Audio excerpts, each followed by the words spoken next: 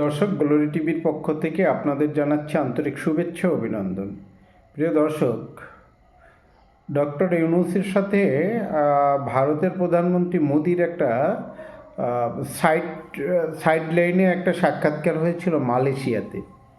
তখন তিনি অর্থাৎ ডক্টর ইউনূস মোদিকে একটা অনুরোধ করেছিলেন যে শেখ হাসিনা যেন গণমাধ্যমে কোনোভাবে কোনো কথা না বলে।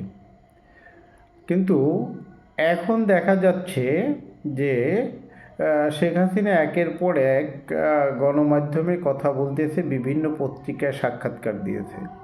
এই গেল পরশুদিনও আমি দৈনিক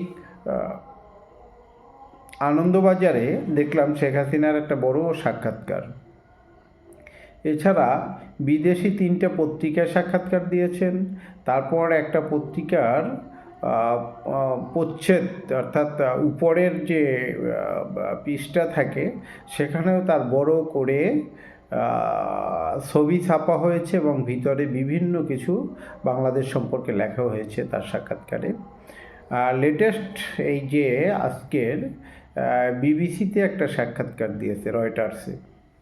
তো আমার কথা হচ্ছে, একজন প্রধানমন্ত্রী বা এক্স প্রধানমন্ত্রী সে ভারতে এখন আছে, তাহলে ডক্টর ইউনূসের কথায় কেন তাকে কথা বলতে দেয়া হবে না? বা ডক্টর ইউনূসের কথা কি মোদি শুনেছে?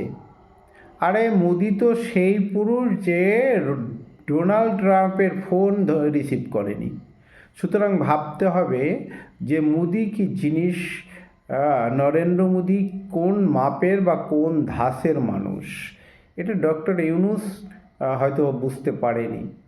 তো আজকের বিশ্বব্যাপী বাংলাদেশের যে বিভিন্ন ঘটনা ঘটছে, যেটা বাংলাদেশ পত্রিকাগুলো প্রকাশ হচ্ছে না, সেইটা কিন্তু এখন বিবিসির মতো বা রয়টার্সের মতো জায়গায়ও স্থান পেয়েছে এবং বিভিন্নভাবে সেই পত্রিকায় বিভিন্ন কথা প্রধানমন্ত্রী শেখ হাসিনা বলতেছে।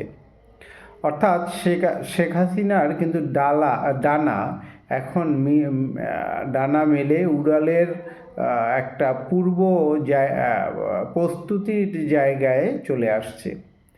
তো সুতরাং আপনারা চিন্তা করবেন না, বাংলাদেশের যারা আওয়ামী লীগ, উনি বাংলাদেশে যাবে, প্রধানমন্ত্রী বাংলাদেশে যাবে এবং বাংলাদেশের ক্ষমতাভার শেখ হাসিনা একদিন না একদিন গ্রহণ করবে এবং এই সমস্ত অন্যায়ের বিচার হবেই।